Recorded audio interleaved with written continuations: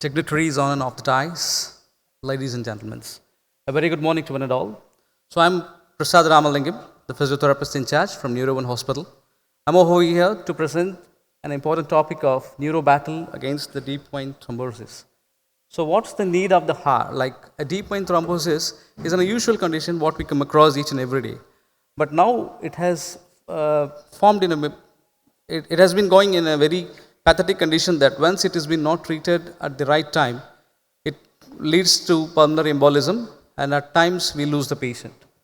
So it's just a clot formation in the venous system of the body, particularly affects the large veins. And what we did is we just started over working on this process, like the Vihoz triage, where the venous injury happens and which leads to venous stasis and hypocoagulability. So in neurosciences, the main problem what we were facing was the incidence of DVT in neurosurgical cases were very significantly from 7.9% to 29%. Even though we made the surgeries very successful, we lose the patient because of the DVT, which in turn causes a pulmonary embolism. And that was very bad for our institution. In neurological surgery, the highest risk of DVT is in patients with brain tumors, which cost around 28 to 43%, and followed by undergoing a craniotomy, where the patient developed DVT was about 25%, and those with head injury was around 20%. Among brain tumors, patients with cerebral metastasis and glioma have the highest incidence of DVT, especially in the supratentorial and suprasellar locations. So what we did is we did a clear-cut analysis for about 1 year.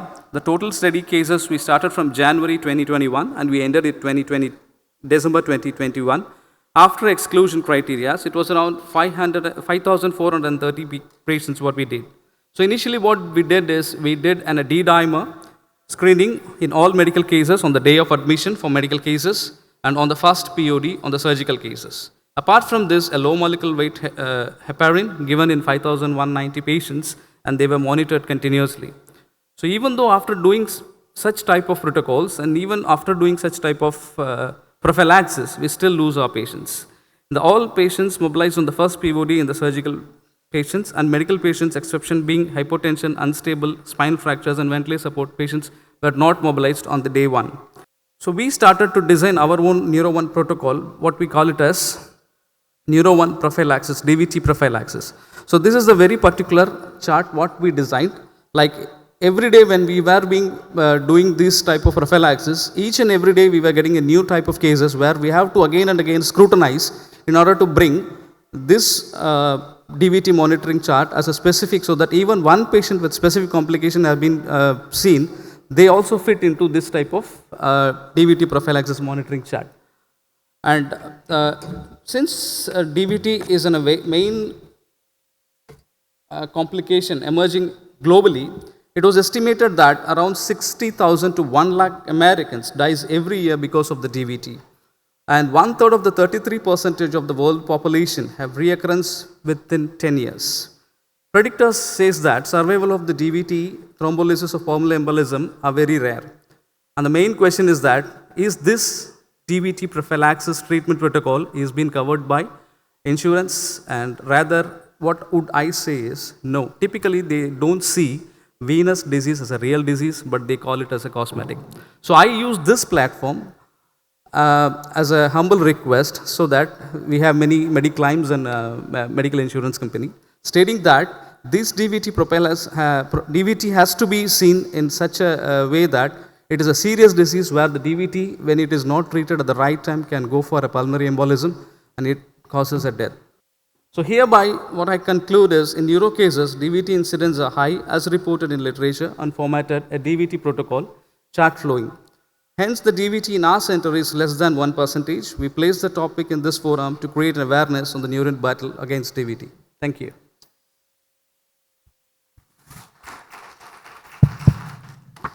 You raised a very good point. Just a quick question. You said that pre-op earlier, all patients were put on heparin. Yes, sir. They were not monitored on DVT risk score or anything, but everyone was... No, sir. That is ICH patients and hematoma patients are not given an heparin. because we have certain inclusion and exclusion criteria where we segregate the patients, and in case if there is a requirement, we go with the low molecular heparin, sir. Okay. And the second question is, you really haven't presented any data as such. You have come to a conclusion based on your experience, but you have not presented data showing that.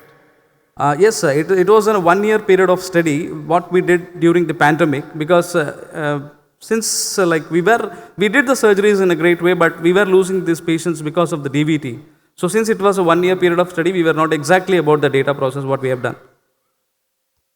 And why do you say that it is not covered by the medical insurance?